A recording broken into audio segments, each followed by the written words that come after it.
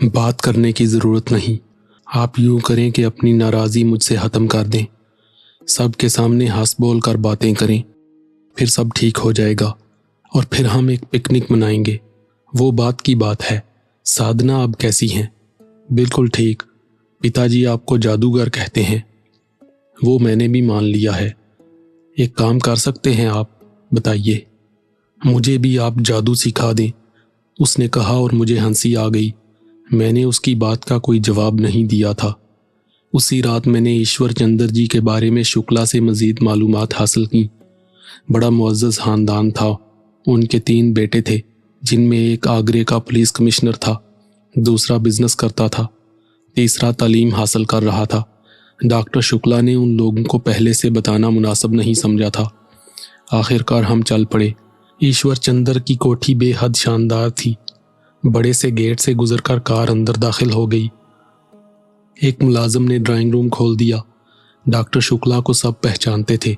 Doctor Shukla ने ईश्वर चंद्र के बारे में मुलाजिम से पूछा, अब ईश्वर जी कैसे हैं? पता नहीं जी साहब जी। मालिक का इलाज लंदन में हो रहा है। क्या मतलब? वो कहाँ है? हफ्ता हो गया हरेश चंद्र जी उन्हें लंदन ले गए। ओहो, उनकी धर्मपत्नी जी हैं या साथ गई हैं? नहीं, वो हैं। हरेश चंद्र जी भी हैं। आप बैठिए, मैं सबको खबर करता हूँ, नौकर ने कहा और हमें ड्राइंग रूम में बिठाकर अंदर चला गया। सॉरी कामरान, मुझे फ़ोन कर लेना चाहिए था। खैर 10 मिनट में हम यहाँ से उठ जाएंगे। कोई बात नहीं, मैंने कहा और सरसरी निगाहों से चारों तरफ देखने लगा। अचानक मेरी निगाह एक तरफ उठी। मेरे जहन में ज़बरदस्त छनाका हुआ। मेरी आंखें हैरत से फैल गईं। दीवार में एक फ्रेम लगा हुआ था जिसमें डॉक्टर नीमू की तस्वीर नजर आ रही थी। ये वही डॉक्टर नीमू मल्होत्रा जो मेडिकल कॉन्फ्रेंस में शरीक थी। रात को मेरे होटल के कमरे में घुस आई थी और सुबह को मुर्दा पाई गई थी, जिसके कत्ल के इल्ज़ाम में मुझे गिरफ्तार किया गया था और बाद में सजाए मौत सुना दी गई। ये कारनामा भूरिया चरण का था। फिर उसने किसी पूर्णी को नीमू का हमशक्ल बनाकर मेरे पास भेजा था। यहाँ उसकी तस्वीर देखकर मुझे गुजरे वाकयात याद आ गए। अभी मैं कुछ सोच भी नहीं पाया था कि एक कदावर जवान बारीक मलमल के धोती कुर्ते में मलबूस अंदर दाखिल हुआ। मुस्कुराता हुआ डॉक्टर शुक्ला की तरफ बढ़ा। प्रणाम चाचा जी, अपने आने की खबर तो कर दी होती। हमारे भाग के आपने अपने कीमती वक्त से हमारे लिए। उसने जुमला अधूरा छोड़कर मेरी तरफ तवज्जो दी और मुसाफे के लिए हाथ बढ़ाया, लेकिन फिर एकदम ठटक गया। मैंने उसकी तरफ हाथ बढ़ाया तो उसने हाथ पीछे कर लिया। शुक्ला इन कैफियत से बेखबर था। उसने कहा, तुम ईश्वर चंद्र जी को क्लिनिक से ले आए? उसके बाद बताया तक नहीं कि उनका हाल क्या है, बस उनकी खबर लेने आ गया था। नौजवान उनकी बातों से बेखबर मुझे टकर टकर घूरे जा रहा था। फिर उसकी आवाज़ उभरी, ये कौन है चाचा जी? ये डॉक्टर कामरान मसूद हैं। बस यूं समझो कि भगवान समान है। बाली सी उम्र है, मगर भगवान ने वो वरदान दिया है कि बस मैंने ऐसा जवान। मैं अभी आया चाचा जी, उसने कहा और छप्पाक से बाहर निकल गया। बाहर मैंने कुछ आवाज़ें सुनी जिनके बोल समझ में नहीं आए थे। इधर शुक्ला जी कह रहे थे कि बड़ा नामी गिरामी पुलिस कमिश्नर है सुरेश चंद्र। जराइम पेशा लोग इसके नाम से कांपते हैं। मैं दिल ही दिल में हंस पड़ा। फिर तो ठीक है बेचारे सुरेश चंद्र का ये हाल। एक खतरनाक कातल बनफ्से नफीस इसके घर हाजिर हो गया। वो चंद ही मिनट में वापस आया, लेकिन अब उसकी कैफियत बदल गई। आंखें गहरी लाल हो रही थीं। उसने तंज भरे लहजे में कहा, धन्यवाद धन्यवाद कामरान जी महाराज। आपने सपने में भी नहीं सोचा होगा कि आप कहाँ जा रहे हैं, पर ऐसा ही होता है। गीदड़ खुद शहर की तरफ भाग पड़ता है। देख ले, आप खुद भेड़ियों की भट्ट में आ घुसे। उसी वक्त दरवाजे पर शोर उठा। बिफरा हुआ नौजवान अंदर दाखिल हो गया। उसके पीछे एक उम्र रसीदा औरत और 2 लड़कियां भी थीं। उम्र रसीदा औरत चीख कर कह रही थी, नरेश होश में आ, पागल हो गया है क्या? आप पीछे हट जाइए चचा जी, पीछे हट जाइए। भगवान की सौगंध मैं इसे भून कर रख दूंगा। मैंने मौसी जी की अर्थी पर खड़े होकर सौगंध खाई थी कि अगर ये मुझे मिल गया तो मैं इसे खुद अपने हाथों से मारूंगा। उसने पिस्तौल सीधा किया और फिर दाड़ा, हट जाइए। हट जाइए चच्चा जान, मैं आपको भी गोली मार दूंगा। उसने हाथ में पकड़े पिस्तौल को सीधा करके कहा। तभी सुरेश आगे बढ़ा। उसने एक जोरदार थप्पड़ नौजवान के मुंह पर रसीद कर दिया, फिर बड़ी फुर्ती से पिस्तौल उसके हाथ से छीन लिया। तू एक पुलिस ऑफिसर के सामने कानून अपने हाथ में लेना चाहता है? नरेश ये कानून का मुजरिम है, इसने मेरी मौसी को मारा है। वो आगे बढ़ा तो सुरेश ने उसे पकड़ लिया, फिर पूरी कुव्वत से उसे दरवाजे की तरफ धक्का दिया। इसे बाहर ले जाओ माताजी, वरना। सुरेश गुस्से में बोला। उम्र रसीदा औरत नौजवान लड़के को बाहर धकेलने लगी। अब वो रोते हुए कह रहा था, बचा लो, इस समय इसे बचा लो, मगर भगवान की सौगंध आज नहीं तो कल मैं अपने हाथों से इसे मारूंगा। औरत उसे दरवाजे से बाहर ले गई। एक बात मैं खुदा को हाजिर नाजर जानकर कह रहा हूं कि मैं इस पूरे खेल को एक तमाशाई की हैसियत से देख रहा था। मुझे लग ही नहीं रहा था कि ये सब कुछ मेरे खिलाफ हो रहा है। दूसरी तरफ डॉक्टर शुक्ला की हालत बुरी तरह खराब थी। उसका मुंह हैरत से खुला हुआ था। वो फटी फटी आंखों से ये सब देख रहा था। उससे कुछ बोला नहीं जा रहा था। सुरेश ने कहा, बहुत खतरनाक सूरत हाल है चचा जी, आप बड़ी मुश्किल में फंस जाएंगे। एक खतरनाक मुजरिम को पनाह देने वाला भी मुजरिम होता है। कौन मुजरिम? किसकी बात कर रहे हो? शुक्ला बोला। ये डॉक्टर कामरान। ताज्जुब है कि आप मासी नीमू के कत्ल को भूल गए। उसे पाकिस्तान से आए एक डॉक्टर ने कत्ल किया था। इसकी तस्वीरें भी अखबारात में छपी थीं, आपने नहीं देखी?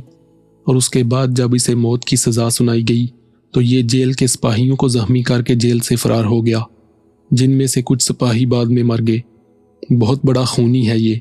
सुरेश ने मुझे नफरत भरी निगाहों से देखकर कहा। शुक्ला बुरी तरह उलझा नजर आ रहा था। फिर उसने गर्दन झटकते हुए कहा, नहीं, मैं नहीं मान सकता। भगवान की सौगंध कभी नहीं मान सकता। ये देवता समान है। ये लोगों को सुख देने के लिए आकाश से उतरा है। तुमसे भूल हुई है, धोखा हुआ है तुम्हें। आपसे जो मैं कह रहा हूं वैसा करें चचा जी, वरना मुश्किल में फंस जाएंगे। आप बयान दे दें कि इत्तेफाक से ये आपको आगरे में नजर आया, आपने इसे पहचान लिया और फिर आप चालाकी से इसे अपने साथ ले आए और मुझे इन्फॉर्म कर दिया। यही कहेंगे चचा जी, वरना शायद आपको ना बचा सकूं। स्कूल का लोंडा समझते हो मुझे? तुम पुलिस कमिश्नर हो, मैं भी हिंदुस्तान का माना हुआ डॉक्टर हूं। खलबली मचा दूंगा हिंदुस्तान में। यकीनन कोई बड़ी भूल हुई है तुमसे। भगवान के लिए सुरेश, इस देवता की सहायता करो। ये ऐसा नहीं है। जो गिनावना इल्जाम इस पर लगाया गया है वो झूठ है। तुम बहुत बड़े अफसर हो, तफ्तीश करो, देख लेना सब झूठ निकलेगा। आपको मालूम है चचा जी, नरेश मौसी जी की मौत पर पागल हो गया था। आपको भगवान का वास्ता जो मैं कह रहा हूं वही करें, वरना आपको बचाना मेरे लिए मुश्किल हो जाएगा। अचानक डॉक्टर शुक्ला मेरी तरफ मुड़ा और मुझे देखते हुए बोला, मुझे बताओ डॉक्टर कामरान, क्या डॉक्टर नीमू को तुमने कत्ल किया है? नहीं डॉक्टर शुक्ला। मेरे मुंह से जैसे किसी और की आवाज निकली। ठीक है सुरेश चंद्र, क्या तुम इसे गिरफ्तार करोगे? हाँ, मैंने नफरी तलब कर ली है। तो फिर मुझे भी साथ ही गिरफ्तार करो। ये मेरे पास बहुत दिन से है। इस देवता ने हॉस्पिटल में बहुत से लोगों को नया जीवन दिया है। मैं डॉक्टर शुक्ला इसके लिए लड़ूंगा, बड़े से बड़ा वकील करूंगा, साबित करूंगा कि ये बेगुनाह है। बुरा करेंगे चचा जी, ये सिर्फ हुकूमत का मामला ही नहीं, हमारे घर की भी बात है। मैं आज तुम लोगों से तल्लकात ख़त्म करता हूं, शुक्ला ने कहा। उसी वक्त दरवाजे पर दस्तक हुई। फिर बहुत से वर्दी वाले अंदर घुस आए। उन्होंने मेरे हाथों में हथकड़ियां डाल दी। तुम चिंता मत करना कामरान, मैं तुम्हारे लिए लड़ूंगा। मैंने भी घास नहीं खोदी। मुझे बाहर लाकर पुलिस वैन में बिठा दिया गया। फिर कुछ देर के बाद सुरेश चंद्र पुलिस ऑफिसर की वर्दी में बाहर निकला और प्राइवेट कार में बैठ गया। पुलिस वैन आगे चल रही थी और सुरेश की गाड़ी पीछे। इस तरह वो लोग मुझे पुलिस हेडक्वार्टर लाए।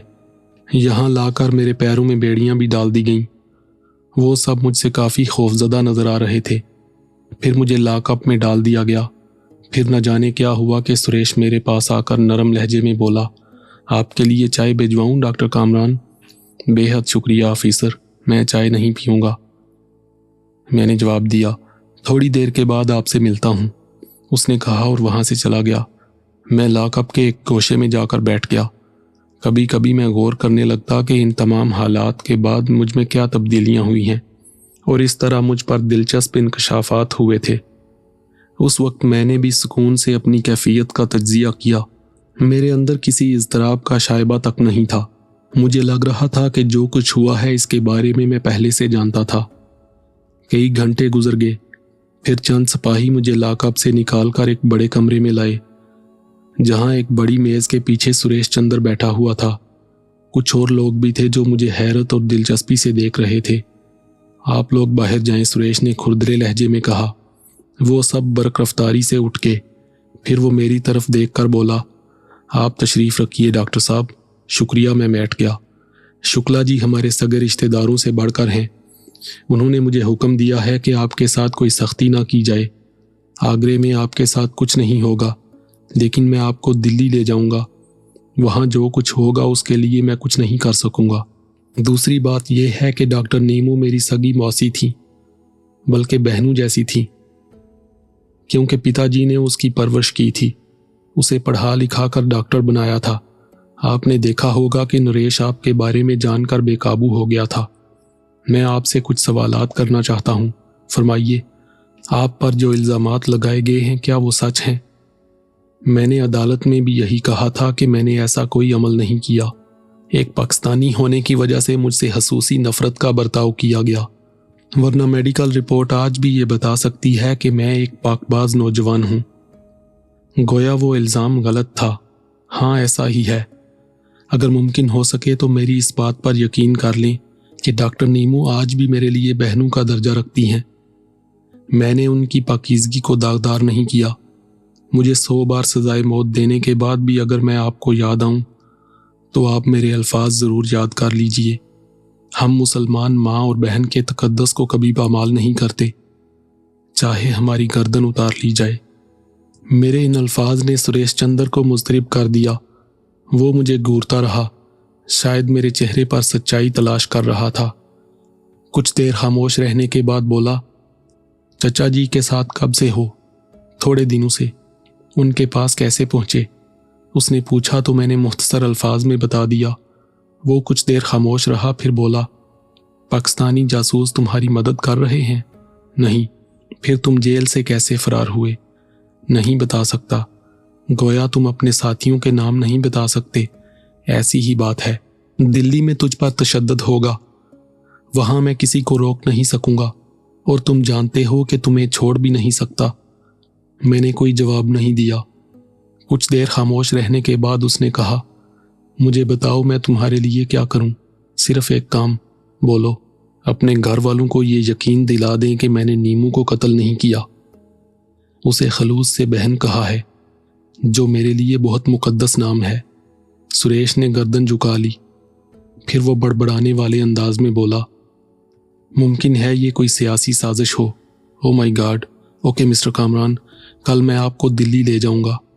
अगर वाकई आपने मेरी मासी को कत्ल नहीं किया तो, लेकिन मैं बेबस हूं, अपने फर्ज से गद्दारी नहीं कर सकता। मैं एक खास संतरी लॉकअप पर तैनात करूंगा। अपनी कोई भी ज़रूरत उसे बता दें। मुझे दोबारा लॉकअप कर दिया गया। हाँ, सुरेश ने मेरी बेड़ियां उतरवा दी। रात का खाना बेहतर और साफ सुथरे अंदाज में दिया गया। मेरे जहन पर जर्रा बार भी बोझ नहीं था।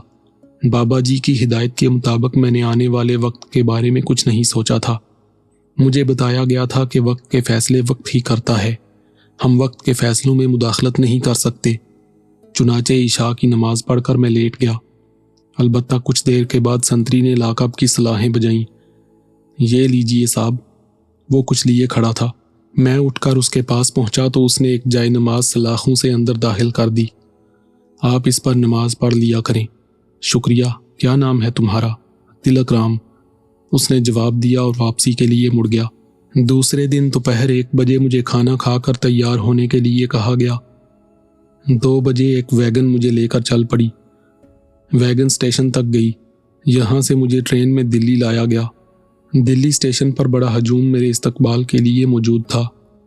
उनमें से बेशुमार अखबारी नुमाइंदे मौजूद थे जो मेरी तरफ लपके, लेकिन पुलिस ने उन्हें मेरे पास ना आने दिया। गालिबन ये इंतज़ाम सुरेश चंद्र ने किया था। अलबत्ता वो दूर से मेरी तस्वीरें बना रहे थे। किसी जोशीले नौजवान ने मुझ पर एक जूता भी फेंका। मुझे एक वैन में बिठाकर किसी इमारत में ले जाया गया, फिर एक कमरे में बंद कर दिया गया। पुलिस की बड़ी नफरी इस तरह तैनात की गई जैसे किसी बड़े गिरोह को काबू किया गया हो। मैं अजनबी की तरह अपने आप को महसूस कर रहा था। लग ही नहीं रहा था कि ये सब मेरे साथ हो रहा है। वक्त गुजरता रहा, फिर रात हो गई। उस वक्त रात के कोई 9 बजे होंगे कि मेरे कमरे का दरवाज़ा खुला। 3 आदमी अंदर दाखिल हुए। ये पुलिस की वर्दी में नहीं थे। आइए, उनमें से एक ने कहा और मैं उठ गया। उन्होंने चाबी निकालकर मेरी हथकड़ी खोली और मुझे आने का इशारा किया। कमरे से बाहर का मंजर अजीब था। पुलिस के जवान इस तरह खड़े थे जैसे किसी फौज के हमला आवर होने का इंतजार हो। मुझे बाहर लाने वालों ने दरवाजे से बाहर निकलने से पहले एक बारीक सा रुमाल मेरे चेहरे पर डाल दिया, जिससे बाहर का कुछ नजर नहीं आ रहा था। मुझे लाने वाले पुलिस के जवानों के दरमियान से गुजरकर इमारत के गेट से बाहर आए। यहाँ एक पुरानी सी गाड़ी खड़ी थी। मुझे गाड़ी में बिठाया गया और उनमें से एक गाड़ी स्टार्ट करके आगे बढ़ा दी गई। अजीब से लोग थे। इनका रवैया दूसरों से बिल्कुल मुख्तलिफ था। वो मेरी तरफ से बिल्कुल लापरवाह थे, जबकि दूसरी तरफ मेरे लिए इतने ज़बरदस्त इंतजामात थे। अलगर्ज गाड़ी का सफ़र जारी रहा। कोई 1.5 घंटे के सफ़र के बाद गाड़ी एक खंडरनुमा इमारत में दाखिल हो गई, जहाँ कुछ कमरों में मध्यम रोशनी टमटमा रही थी। वो तीनों गाड़ी से नीचे उतर गए। फिर उनमें से एक ने नरम और पुरअदब लहजे में कहा, आइए डॉक्टर कामरान। मैं हैरान उनके साथ आगे बढ़ गया। इमारत बेहद पुरानी और पुरअसरार थी। न जाने दिल्ली के कौन से इलाके में थी। जगह जगह टूटी दीवारें थीं, ईंटों के अंबार लगे हुए थे। फिर चंद सीढ़ियां अबूर करके हम एक गुलाम गर्दश में दाखिल हुए। यहाँ भी रोशनी थी। राहदारी बिल्कुल शफाफ नजर आ रही थी। राहदारी के इख्तिताम पर एक बड़ा चौबी दरवाज़ा था। उनमें से एक ने यह दरवाज़ा खोला और मुझे अंदर जाने का इशारा किया। अंदर खूब रोशनी थी। गुलाब के फूलों की तेज़ खुशबू हर तरफ फैली हुई थी। एक बड़े हाल में बेशुमार अमामा पोश दोजानू बैठे हुए थे। मेरा दिल शिद्दत से धड़का। अब मुझ पर पूरे अमल का इंकिशाफ हुआ। मुझे मेरे मुहाफ़िज़ों ने वहाँ से निकाला था। वो सब पुलिस वाले अंधे हो गए थे। उन्होंने मुझे बाहर निकलते हुए देखा ही नहीं था। फिर लातादाद सलाम की आवाज़ें उभरीं। मैंने सलाम का जवाब एहतराम से दिया। माशाअल्लाह, आप अपना काम बहुस्न खूबी सर अंजाम दे रहे हैं। आपका तयन और तकर्रर करने वाले आप पर नाज़ां हैं। शुक्रिया। रूहानी मजलिसे अमल ने आपको जो तमगा हुस्न कारकर्दगी अता किया था, आपने खुद को उसका अहल साबित किया है। आपको मुबारकबाद पेश की जाती है। इंशाअल्लाह बातिल कुव्वतें कभी आपको कोई नुकसान नहीं पहुंचा सकेंगी। नीज़ ये भी कहा जा रहा है कि इस्लाम हर मजलूम और हाजतमंद की हाजत रवाई का हामी है। इसलिए दीन धर्म की कोई तहसीस नहीं। मज़हब इंसान को इमदाद के लिए नहीं रोकता। तलब बेबसी की अलामत है। और खालिक़े कायनात ने जो कुछ जिस शक्ल में तख्लीक किया है, क्या है, कैसा है, सब का मुहासिब वही है, हम नहीं। चुनाचे कोई मजबूर तुमसे मदद तलब करे और तुम उसकी तलब को पूरा करने के अहल हो तो गुरेज ना करो, जवाब दो। समझा तुमने? जी मैंने समझ लिया। मैंने सिद्के दिल से कहा, अपने नफ्स को सरकशी ना करने दो। इसकी तलब तुम्हें हक से दूर करती है, क्योंकि ख्वाहिशें शैतान को तकवीयत देती हैं। समझा तुमने? जी मेरे मुंह से निकला। कुछ वक्त यहाँ आराम करो, उसके बाद तुम्हें चंदूसी जाना है। वहाँ किसी को तुम्हारी ज़रूरत है। इन अल्फाज के खात्मे के साथ ही अमामा पोश अपनी जगहों से उठने लगे। मैं खामोशी से उन्हें देखता रहा। वो सब दराज कामत और लंबे लंबे जुब्बों में मलबूस थे, लेकिन उनमें से किसी का चेहरा नुमाया नहीं था। अलबत्ता किसी ने दरवाजे की तरफ रुख नहीं किया था। सब दीवारों में गरूब हो गए थे। मैं तन्हा उस हालनुमा जगह पर खड़ा रह गया, लेकिन कोई तरद्दद, कोई उलझन मेरे जहन में नहीं थी। मैं आसानी से उन खौफनाक लम्हात से निकल आया था। जिस मजलिसे अमल ने मेरा इस्तकबाल किया था, इसके बारे में कोई सोच भी नहीं सकता था। ये जगह जहाँ मैं मौजूद था कहाँ है, कैसी है, मुझे इसकी परवाह भी नहीं थी। जो होगा वो करने वाले मौजूद हैं। अभी इतना ही सोचा था कि दरवाजे पर आहट हुई। कोई अंदर दाखिल हुआ, लेकिन उसे देखकर मुझे बेहद खुशी हुई। ये अशरफ था, बाबा पर्दापोश का वो मुलाजम जो उनके साथ होता था। अंदर आकर उसने मुझे सलाम किया